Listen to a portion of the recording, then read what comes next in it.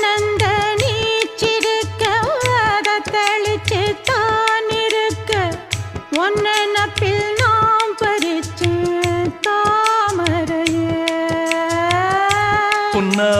புன்னவனத்தினில பெடக்குயில் கூவையில உன்னுடைய வேதனைய நான் அறிஞ்சேன். பொங்கலத்தில் மாலையிட ஒன்னிரண்டு தோளத்தொட என்ன தவம் செஞ்சேனோ என் மாமா